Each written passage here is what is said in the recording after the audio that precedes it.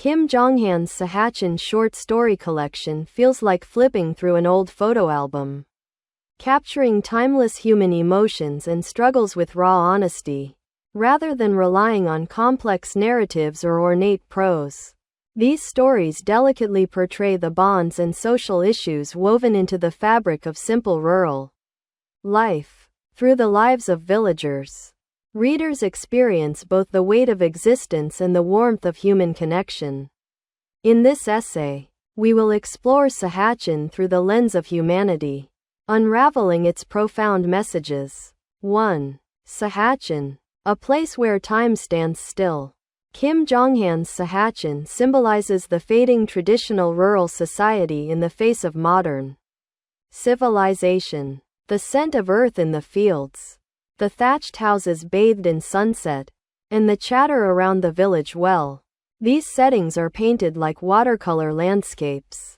Yet behind this idyllic scenery lies the exhaustion of people wrestling with poverty and societal change. For instance, in Mr. Choi from Our Neighborhood, a farmer works tirelessly to support his family.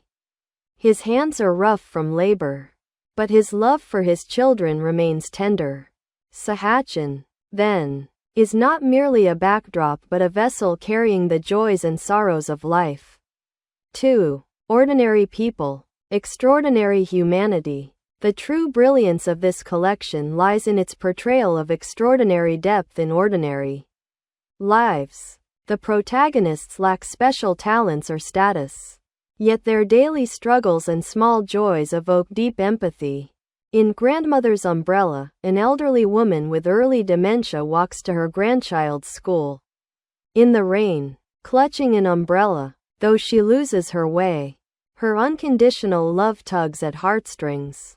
Kim subtly conveys that love outlasts memory, questioning the essence of human bonds. Meanwhile, The House by the Railroad depicts a family displaced by railway construction, highlighting the clash between progress and preservation. The Grandfather's Lament, Even the Earth Sheds Tears, poses a silent question about coexistence with nature.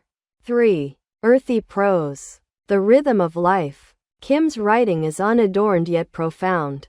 Like a farmer tilling soil, his use of dialect and dialogue makes readers feel as though they're sharing stories with the villagers. Seasonal descriptions stand out particularly. Dewdrops glittering on spring branches, or the sound of wind scraping frozen rice paddies in winter. These aren't mere backdrops but evoke a sensory harmony between humans and nature. Conversely, critiques of modernity emerge through metaphor. In The Day Television Came, the changing village dynamics expose the erosion of communication. More people laughed on screen, but fewer gathered at the community hall. 4. Social themes in miniature. The stories candidly reflect 1970s to 80s Korean society while raising timeless questions. The Woman by the Jar Stand reveals patriarchal oppression through a grandmother who spent her life tending fermentation jars. Her outburst, "I never got to brew my own life," is a searing indictment of gendered constraints. Salt Flowers portrays children losing hope in a pollution-ravaged village, underscoring environmental crises. Yet Kim doesn't dwell in despair. In First Snow, a deaf boy flings open a window to feel snowfall, transcending physical limits. Even in darkness, Kim seeks the spark of human resilience. 5. A message for modern readers. To digital-age audiences, Sahachon rings like a bell awakening forgotten truths. It makes us yearn for a time when neighbors' smiles mattered more than smartphone screens, and shared meals outweighed social media likes. The episode, Handwritten Letter, lingers deeply. A father painstakingly writes to his college-bound daughter. Typing would take 5 minutes, but writing by hand took 3 days. Yet in those days, my heart grew closer to yours. This quiet reflection critiques modernity's haste. Conclusion. Literature rooted in the soil.